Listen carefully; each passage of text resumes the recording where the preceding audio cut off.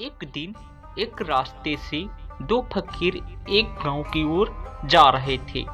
रास्ते में एक फकीर ने दूसरे फकीर से कहा, धन पूर्णतया व्यर्थ है। धन को कमाने में हमारी शांति और हमारा आनंद भी खो जाता है। धन हमें कोई भी सुख नहीं दे पाता है। जो धन कमाने के पीछे भागते हैं वो अपने जीवन का समस्त सुख गवा देते हैं। तो दूसरे फकीर ने कहा, नहीं, तुम्हारी बात झूठी है। धन हमारे लिए बहुत अधिक आवश्यक है। जब हमारे पास धन होता है तो हम कुछ भी कर सकते हैं। जब हम बीमार होंगे तो हम अपना इलाज करवा सकते हैं।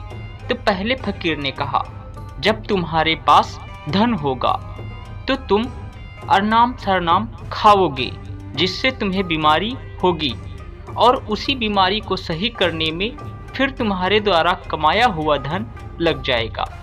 लेकिन जब तुम्हारे पास धन ही नहीं होगा तो तुम ना अरनाम सरनाम खाओगे और ना बीमार होगे, और ना बीमार होगे तो धन की जरूरत नहीं होगी। तो दूसरे फकीर ने कहा, नहीं, कुछ भी हो, लेकिन धन की आवश्यकता तो हमें होती ही होती है, चाहे जो कुछ हो। हमारे बुरे समय में धन हमारे लिए बहुत उपयोगी होता है। जब हमारा कोई साथ नहीं देता है तो यह धन ही हमारा साथ देता है। जब सभी हमारा साथ छोड़ देते हैं तो यह धन ही हमारा साथ देता है। तो पहले फकीर ने कहा, नहीं, ऐसा कुछ नहीं है। हर व्यक्ति अपने आप का स्वयं साथी है, उसका साथी कोई नहीं है। धन तो एक सिर्फ दिखावा है जो संसार के भोगों को तुम्हारे लिए उपलब्ध कराता है। जब हम इन भोगों को भोगने लगते हैं तो हम और गहराई से इनमें फंसते जाते हैं। एक भोग के बाद दूसरा, दूसरे के बाद तीसरा, तीसरे के बाद चौथा। इस प्रकार हमारे अंदर भोगों को भोगने की इच्छाएं तीव्र गति से बढ़ती रहती हैं।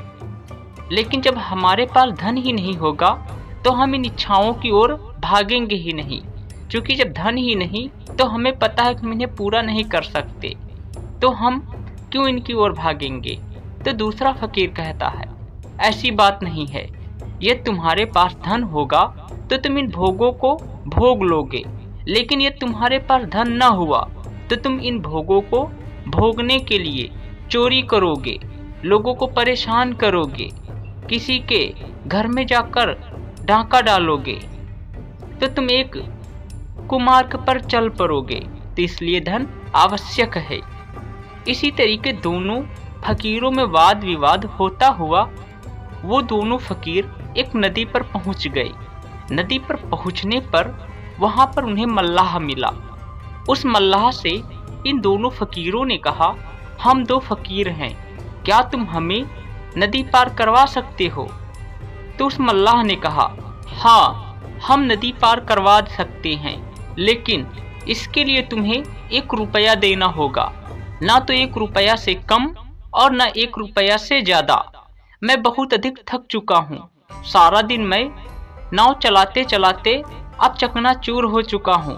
थकावट ने मुझे पूर्णतया घेर लिया है, मुझसे नाव चलाई न जाएगी। अतः मैं 1 रुपया से 1 भी रुपया कम न लूंगा। तुम्हें 1 रुपया देना हो तो बताओ, मैं नदी पार करवा दूंगा। तो उसमें दूसरे फकीर ने कहा, तुम हमें नदी पार करवाओ।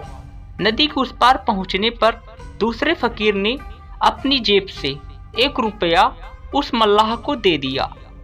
अब उस दूसरे फकीर ने पहले फकीर से कहा, देखा तुमने, यदि आज हमारे पास धन न होता तो हम नदी के उस पार ही रह जाते, और तुम्हें पता ही है कि नदी के उस पार कितना गहरा जंगल है।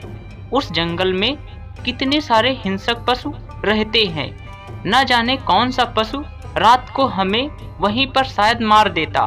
तो पहले फकीर ने कहा, नहीं, धन नहीं हमारे लिए आवश्यक है, बल्कि मैंने यह रखता है कि तुम उस धन को दे सके, और तुमने उस धन को देने की हिम्मत की है।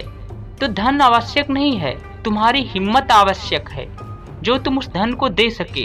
इसलिए धन महत्वपूर्ण नहीं है, महत्वपूर्ण तुम्हारी हिम्मत है जो तुमने उस धन को दे दिया। अब दोनों फकीरों में पुनः वाद विवाद होने लगा और यह वाद विवाद सुलझने का नाम ही नहीं ले रहा था। तो दोस्तों, भगवान गौतम बुद्ध ने धन के विषय में कहा है कि हर व्यक्ति को अपने जीवन में धन का संग्रह अवश्य करना चाहिए। जब तुम धन का संग्रह करते हो तो इस धन से किसी मददगार की तुम मदद कर सकते हो। इस धन से अपने बुरे समय में तुम अपने लिए कुछ कर सकते हो। जब सभी तुम्हारा साथ छोड़ देते हैं तब यह धन ही तुम्हारा साथ देता है। तुम्हारे बहुत बुरे से बुरे समय में भी तुम्हारे काम कोई आएगा तो यह धन ही है। और तुम इस धन से किसी गरीब को भोजन खिला सकते हो। तुम इस धन से किसी दुखी को खुश कर सकते हो। तुम इस धन से किसी मददगार की मदद कर सकते हो। तुम इस धन से किसी बीमार व्यक्ति का इलाज करवा सकते हो। तुम इस धन से किसी रोते हुए चेहरे पर खुशी ला सकते हो।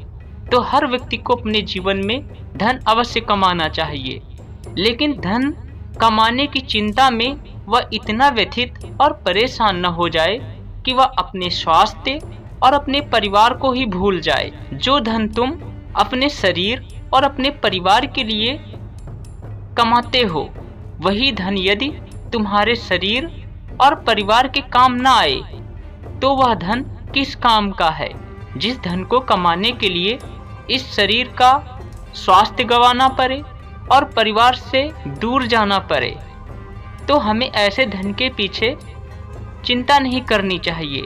बस हमें धन जिस स्वरूप में प्राप्त हो हम उसे वैसे ही प्राप्त कर लें।